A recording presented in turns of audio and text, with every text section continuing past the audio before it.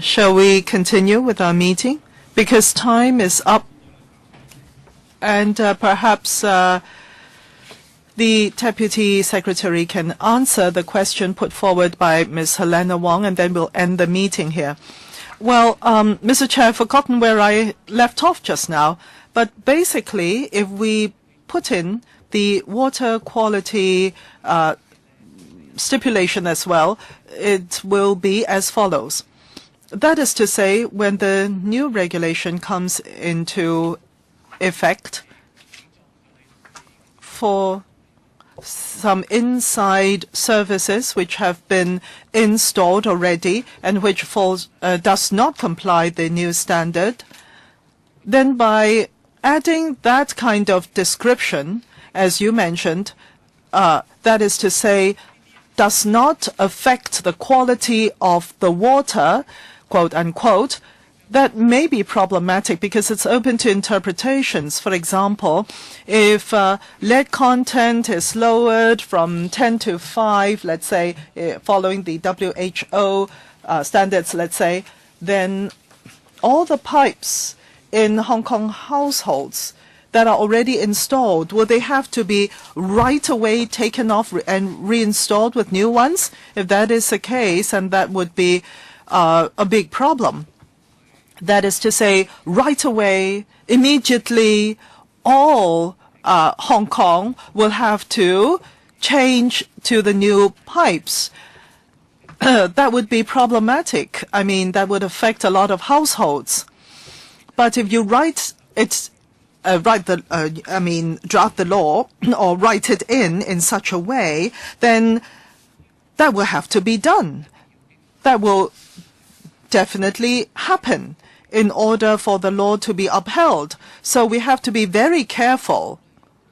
Well, you've been carefully thinking for many years, and you have taken no action.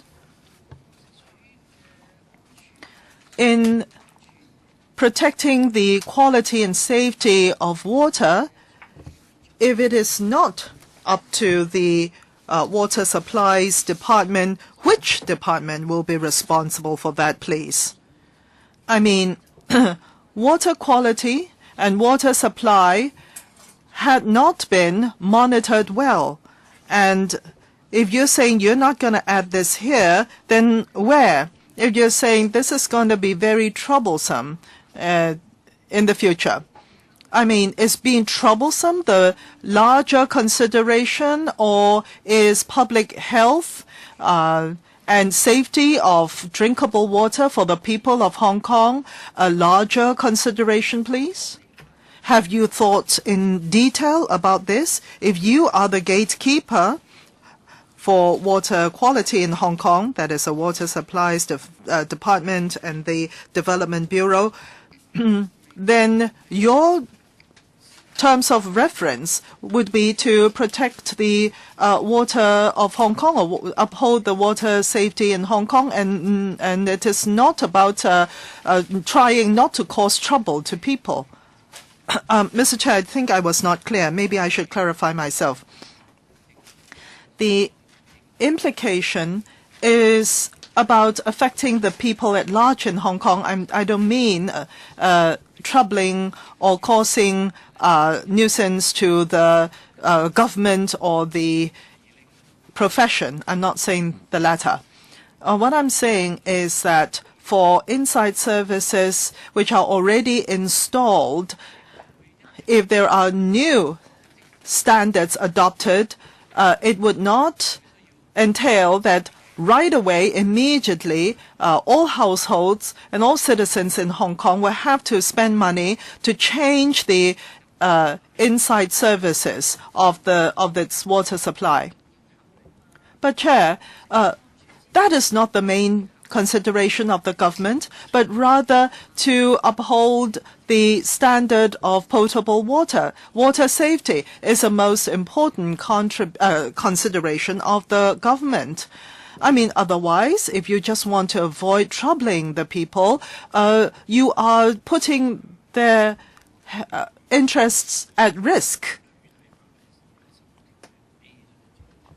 Now, 16A of the principal ordinance would be able to include this, take this into reference. So what the secretariat or what the secretary is saying is that he will not put it in here. And if this, I think we have to look into this in detail and carefully. If indeed what the Deputy Secretary described, if it would happen, then I think we need to explain to the people of Hong Kong. I mean, we don't want to see that happening. I think you can go back and think about Ms. Helena Wong's point, and then at the next meeting, perhaps you can come back with a response, and whether your reasoning can be upheld, and also the people of Hong Kong would not it would not unduly affect their fittings and pipes, etc., with this new amendment. All right, we will do that. Perhaps the government and the legal advisor can also make preparations, and that is a water authority's terms of reference and what consideration or guidelines for that power. If you can list that out so we can discuss that in the next meeting. Yes, we can do that. And also 16.1a, we have tabled 16.1a just now.